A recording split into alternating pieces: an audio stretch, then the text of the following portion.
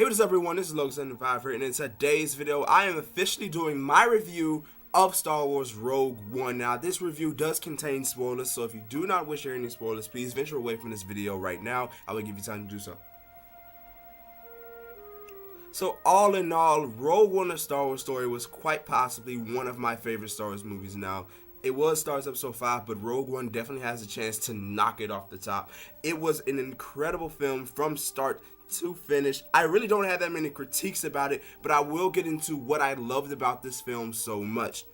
First off is the characters. I really enjoyed the characters that this film introduced because they were all so different but gelled so well. You have K2SO, who is an Imperial droid. Even though he has kind of like a Stark attitude, his Stark attitude compared very well, or gelled really well rather, with Cassian Andor, who in the beginning of this film was kind of shady. You know, a lot of people saw in the trailers that he looked like he was this very hopeful character, but he was really kind of shady in the film. He actually got information out of a fellow rebel and then killed him because he was injured and would stall his retreat from Imperial forces that were quickly on their way.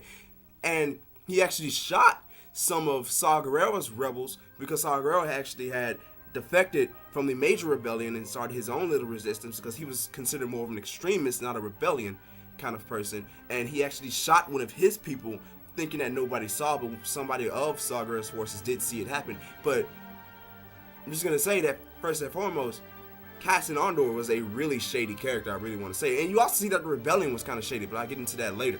And you have characters like Chirrut Imwe. He kind of showed the human side to people who saw the Force. We know how Jedi and Sith viewed the Force, but we never really saw how a normal person did. And you see that from Chirrut Imwe. And we also see that from Baze Malbus, one of the people who really didn't believe in the Force. He always thought Chirrut was kind of crazy for believing this. She would always pray saying, I am one with the Force is with me. I am one with the Force is with me. And it was kind of a prayer for him. And it actually worked most of the time. And to see somebody who is not really a Jedi and have that kind of knowledge, and he was able to sense things and hear things, but I really think hearing things was really because of his blindness. He had elevated senses, but he was able to sense people's feelings, and he could tell that there's one scene where Cassian is actually on Edu, which is where Galen Erso was. Now, explaining this scene before I get into it, Cassian was given the mission by the rebellion to kill Galen Erso, and they never told Jyn about this because Jyn is, of course, Galen's daughter. They get to the planet called Edu, which is where the Empire Science Lab is located.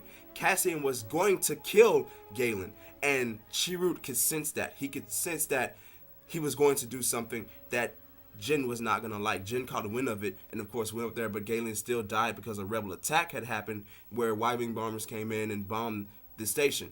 But it was still incredible to see that this character with no logical connection to the Force, with no Jedi training, no Sith training, no any kind of training in terms of the Force, was able to have such a strong connection to it. It really willed him in a way towards the end of the movie during the Battle of Scarif when they had to activate a master switch that would allow a transcommunication to be beamed from the planet of Scarif up to a rebel ship above.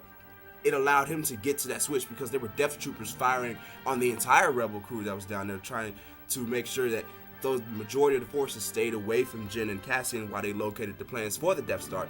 He really had the Force guide him, and he even guided Baze for a second, and he was able to take out every single Death Trooper. So you can kind of thank him for eliminating Death Troopers from the galaxy because he's the reason they're gone.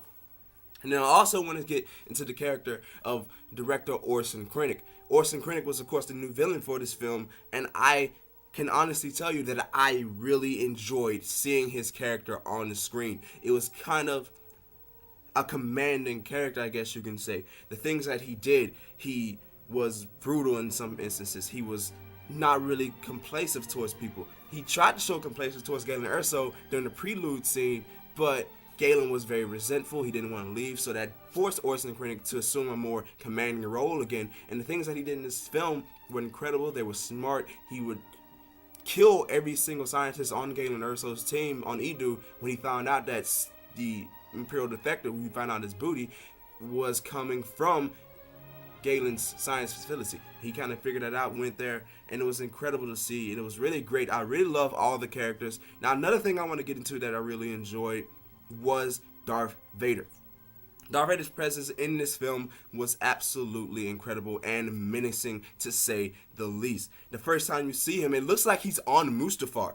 They didn't name the planet, but it was lava, and it looked like he was still on Mustafar. He was in the back of the tank. Everybody was wondering who was in the back of the tank. It was Darth Vader. Everybody was wondering who the hooded figure was. It wasn't anybody really important. I think it was just somebody who worked at the facility. He informed Vader that director Orson Krennic had arrived because Vader had summoned him. And you see Vader without the suit. They don't really reveal his whole body, but you can see kind of like his side of his head, and you can tell that he is not wearing a suit in that back of the tank. When you first see him, he arrives from the smoke. The Imperial marches kind of blended into the scene. It flows so nicely, and really his presence was frightening. He even used a force choke on director Orson Krennic, because there was a moment near towards the end of that scene when Orson Krennic was asking if he was still going to be in charge of the Death Star, and he started choking.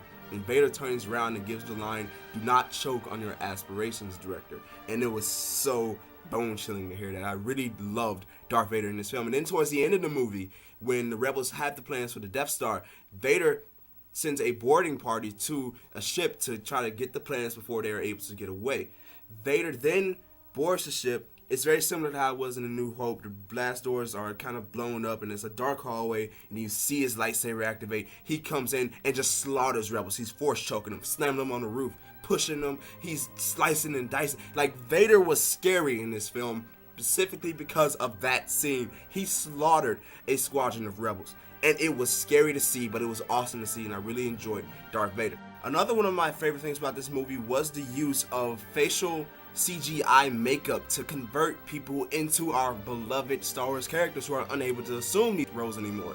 Now, Grand Moff Tarkin, who in Rogue One is still Governor Tarkin, was facially CGI maked up into this film, and it was impressive to say the least. It was a cool introduction because you see Orson Krennic walking up in the Star Destroyer, and you see Tarkin is facing the window. You can kind of see his reflection in there, and I thought that was all we were going to see in terms of Tarkin's face. But he turns around and it's a full CGI makeup of Tarkin, and it was impressive to say the least. I know the guys at ILM, Industrial Light and Magic, worked their asses off to have that in the film, and I really have to take my hat off for them. And they did the same for Princess Leia towards the end of the movie. When I say Princess Leia looked exactly like she did in New Hope, I am not over exaggerating this at all. It was damn near perfect, almost identical. Hell, it was identical to how she looked in A New Hope, and I can really say that I have to take my hat off to the guys and gals at ILM, Industrial Light and Magic. They did a great job at bringing these characters back for Star Wars Rogue One, really connecting the bridge between Episode 3, Rogue One, and Episode 4. Great job. Now, another thing that I enjoyed about Rogue One was it revealed a lot about the Rebellion. Now, beforehand, we viewed the Rebellion as these wholehearted people who really wanted to bring justice and peace to the galaxy. But we really saw the shady side of the Rebellion in this film.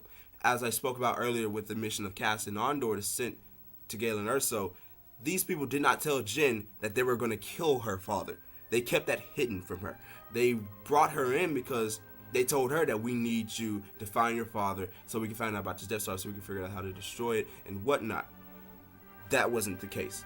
They really wanted Jyn because they wanted to kill Galen Erso, and it was very shady of them to do so. And I found it kind of interesting to see that you see this added element that the people who you think are the heroes also commit villainous tactics as well. But I really enjoyed it, and I really think that this film altogether was a great addition to the Star Wars saga. Even though it's not officially in the Star Wars saga, which of course episode 1 through will be 9 by the end of 2020, it still added a great addition to the story of Star Wars altogether, and I really cannot wait to see what we're going to do moving forward. Now, of course, the next Star Wars story that will be coming will be the young Han Solo movie, and now rumors are swirling around that there will be a young Luke Skywalker movie as well, so can't wait for that. But be sure to tell me in the comment section below, guys, what did you all think about Rogue One, a Star Wars story? What did you get it out of a 10? I'll probably give it a 9 to a 9.5 out of 10. It is really a great film. I will be seeing it again in the very near future, and you can guarantee when it comes out on digital, I'll be having it as well. And be sure to leave a like, share this video, and hit that button to know whenever the Marauders get uploads. Until next time, and of course with you all, I'll definitely see you guys in a later video.